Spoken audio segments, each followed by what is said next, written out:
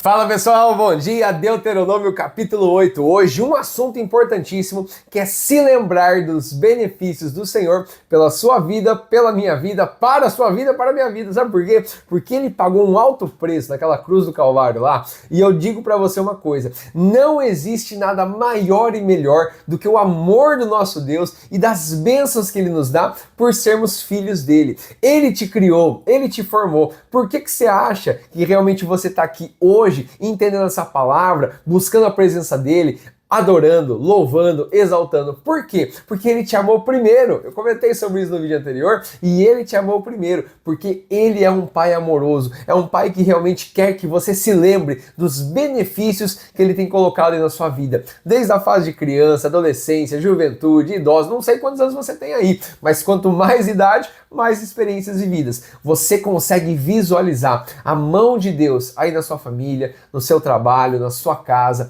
em situações que você pensou que você estava perdido, mas Deus foi lá e te resgatou, te abençoou. Situações que eram de estresse puro, Deus te acalmou. Situações de doença física, emocional, e Deus foi lá e limpou isso. Então, você tem que se lembrar de tudo isso. Você não pode se esquecer, porque a mão de Deus sempre está envolvida na vida dos seus filhos, tá bom? Então, vamos trabalhar sobre esse assunto aqui, dessa importância de lembrar os benefícios do Senhor.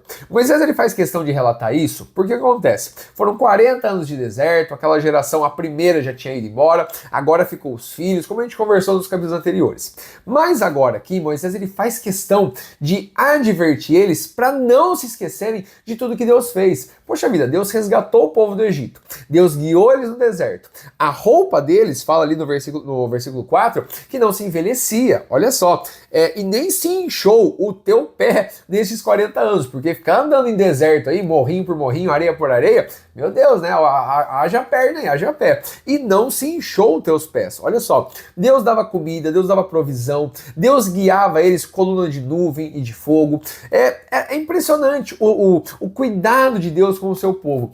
Isso acontece ainda hoje? Obviamente que sim. O nosso Deus é um Deus presente, é um Deus que se agrada de nos abençoar. Ele ama os seus filhos, ele nos ama. Então ele quer proteger, ele quer cuidar, ele quer ensinar, ele quer. Mas a gente precisa o quê? Ler, meditar, ouvir e absorver essa palavra, entender, poxa vida, meu Deus é meu pai, então ele me resgatou, ele me criou, ele me formou, tudo isso para o louvor e para a glória dele. Então, tudo que ele me abençoa, eu preciso ter aquele sentimento de gratidão no meu coração, que aí eu vou conseguir lembrar de tudo que ele fez. Por quê? Porque a gente é humano, a gente às vezes esquece de um detalhe do outro, a gente não consegue guardar tudo. Tem muita coisa da minha infância, da minha juventude que eu não guardei.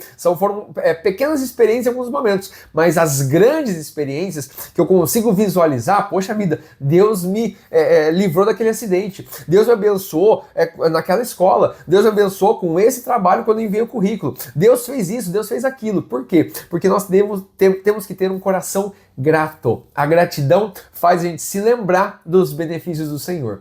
E isso é algo diário, pessoal, diário. Se você começa a se afastar dessa palavra e você começa simplesmente a fazer qualquer outra coisa, que você não busque a presença de Deus em primeiro lugar, aí não tem como. Aí você vai achar que tudo que você tem é por esforço seu. E essa é uma advertência que Moisés escreve, tá? Ali no versículo, a partir do versículo 11 em diante, ele fala, ó, guarda-te para que não te esqueças do Senhor. Porque se você não guardar os seus mandamentos, seus juízos, estatutos, olha só, tem o perigo de você elevar o seu coração e te esquecer de Deus. E aí você vai falar assim, a minha força, versículo 17, a minha força e a fortaleza do meu braço me adquiriram esse poder. O que isso aqui significa? Que você começa a se afastar da presença de Deus e achar que você conquistou, você venceu por si mesmo, você que é o estudioso, você que é o trabalhador, você que é isso. Não é, nunca foi.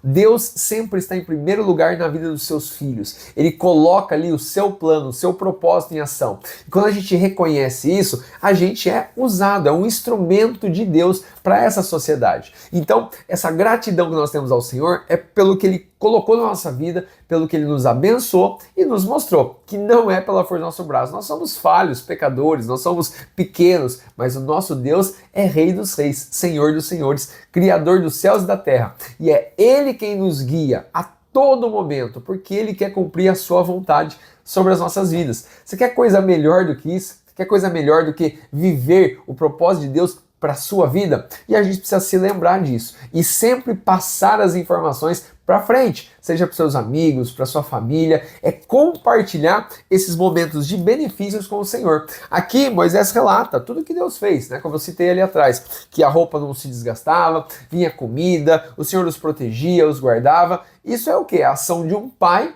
que abençoa e que ama seu filho. E nós, como filhos gratos, nós devemos também honrar o nosso Pai de todo o nosso coração, buscando em primeiro lugar o seu reino, para fazer a sua vontade, assim na terra como nos céus. Isso aí é um pedacinho, né, da oração que o Senhor Jesus nos ensina. Então, o coração grato, ele tem todo um significado aqui.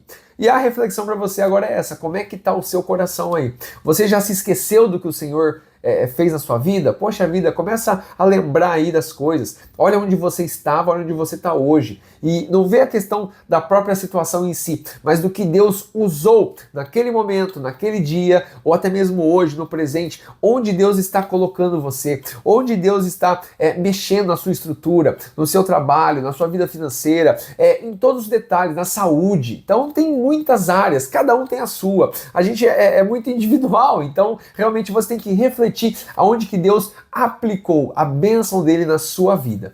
Obviamente, a palavra é para todos, mas cada um tem um estilo de vida, uma personalidade de vida, uma situação que vive aí. E Deus trabalha de maneira individual para você, para mim, e a gente precisa se lembrar disso. A gente não pode simplesmente desprezar e achar que a gente consegue tudo, a gente é o bambambam. Isso aqui não tem como. Moisés deixa esse alerta para o povo aqui, tá bom?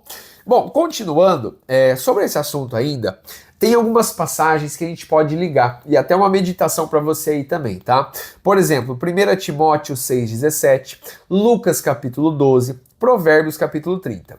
Eu tenho 3 minutinhos aqui, então eu vou passear um pouquinho por essas passagens, tá? Vamos lá primeiro em Provérbios capítulo 30, tá? Provérbios 30...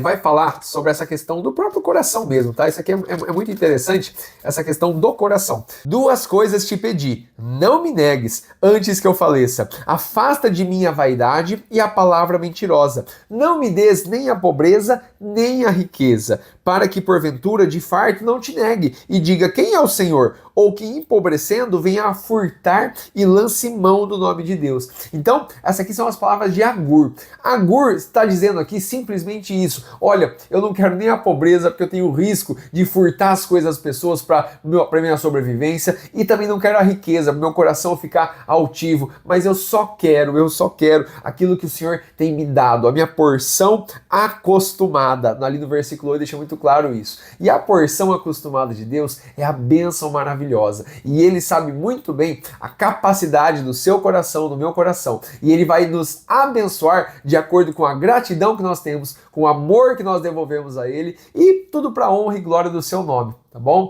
Então que você trabalhe isso no seu coração, que você busque sempre o Senhor das bênçãos e não as bênçãos do Senhor, tá bom? Isso é uma reflexão para todos nós aqui, sempre buscar o nosso Deus em primeiro lugar.